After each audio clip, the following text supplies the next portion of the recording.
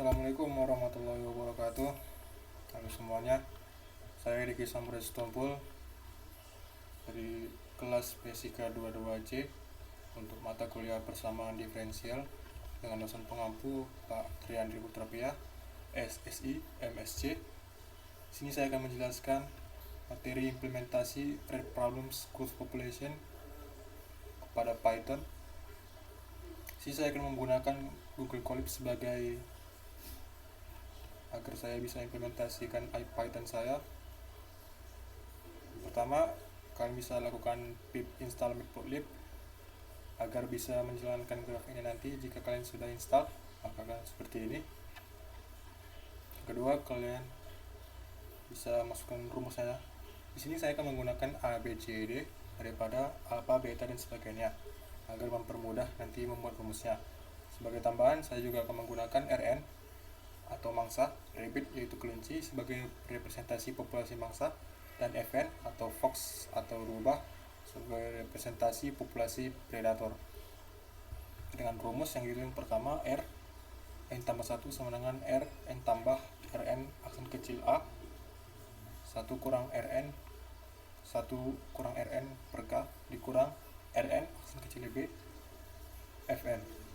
Sedangkan untuk rumus yang kedua atau persamaan yang kedua yaitu F n tambah 1 sama dengan F n tambah F kali B kali Rn kali Fn kurang Fn aksen kecil C, yang dimana dari rumus tersebut ada pengertiannya yaitu N yaitu siklus, kemudian ada Rn yaitu populasi mangsa setelah siklus N, sedangkan Fn merupakan populasi predator setelah siklus N, A merupakan tingkat pertumbuhan intrinsik dari mangsa, K adalah daya dukung dari mangsa, B adalah tingkat seberapa predator bisa membunuh mangsanya, F adalah keefektifan predator mengubah mangsa menjadi makanan, dan C adalah tingkat kematian alami per kapita dari predator.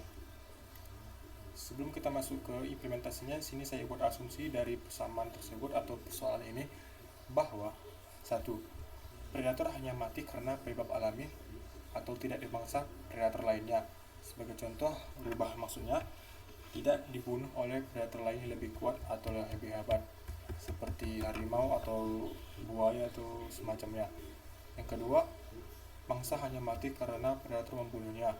Sebagai contoh, mangsa hanya mati karena diburu predator, bukan karena faktor umur. Baik, kita masuk saja ke implementasi pertama. Sini kita buat code-nya.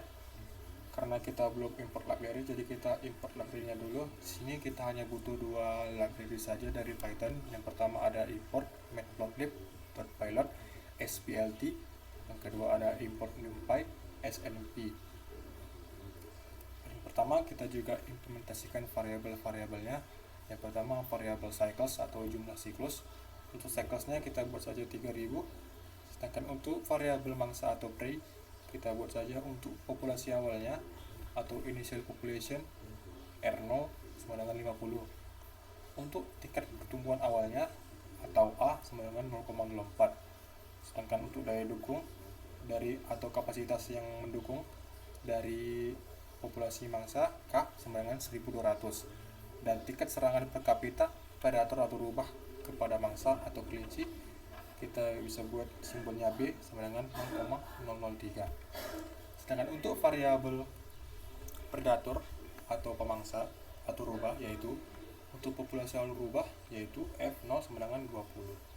Sedangkan untuk tingkat kematian alami kita buat C sama dengan 0,01. Sedangkan untuk keefektifan predator mengubah mangsa menjadi makanan kita simbolkan F sama dengan 0,02. Lalu kita masuk code yang kedua.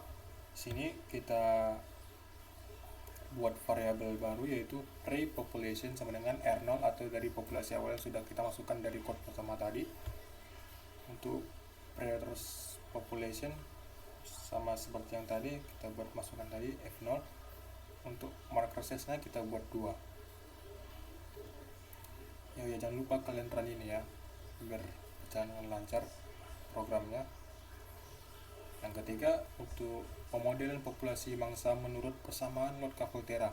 Sini kita bisa masukkan code-nya, define Rn untuk mangsa, Rn sama dengan prey underscore population dengan siklus atau n kurang 1, sama seperti mangsa predator juga n kurang 1, dan kita return rumusnya yaitu Rn tambah A kali Rn kali 1 kurang Rn per K kurang B kali Rn kali Fn. Setelah kita buat pemodelannya pertama untuk mangsa, kita buat juga pemodelan populasi predator sama seperti yang pemodelan populasi mangsa. Define Fn Rn sama dengan prey underscore population untuk siklusnya n kurang 1, sama seperti yang di atas predator juga seperti itu, n kurang 1. Sedangkan untuk rumusnya berbeda. Di sini kita buat rumusnya return Fn tambah F kali B kali Rn kali Fn kurang C kali Fn. Kemudian untuk pemodelan populasi predator dan mangsa selama siklus n, kita buat define model for I dalam rentang atau in range 1 dan cyclesnya yaitu siklusnya tadi 3000. Kita buat pre-population dot happen untuk populasi mangsa yaitu RI, dan untuk predator population happen FI. Sebelum kita masuk ke penggambaran grafik, sini kita juga akan membuat penunjukan bagaimana setiap populasi cenderung menuju kesetimbangan pada grafik agar rapi gitu grafiknya, sehingga kita perlu mendefinisikan beberapa variabel untuk populasi kesetimbangan, yaitu untuk R rabbit mangsa equilibrium sama dengan C per B kali F. Sedangkan untuk predatornya rumusnya A per B kali 1 kurang RE per K. Lalu kita masuk saja ke modelan grafiknya.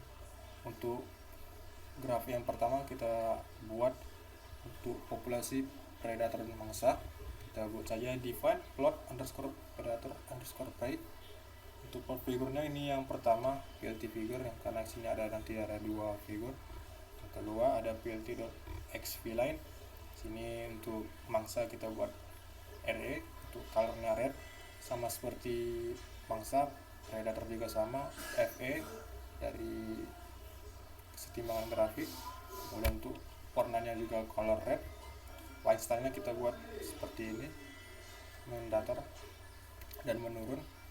Untuk PLT plot-nya kita buat pre-population dari variabel pre-population, itu juga ada predator population, dan juga untuk marker size-nya kita buat marker underscore size dari yang sudah kita masukkan tadi marker size-nya itu 2 ya, jadi bergerak jauh-jauh dan dekat-dekat juga.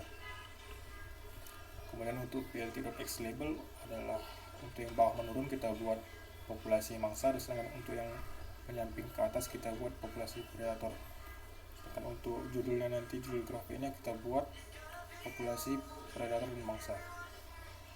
Lalu kita buat saja code untuk menampilkan grafik, yaitu plot predator prey, variabelnya kemudian plt.show.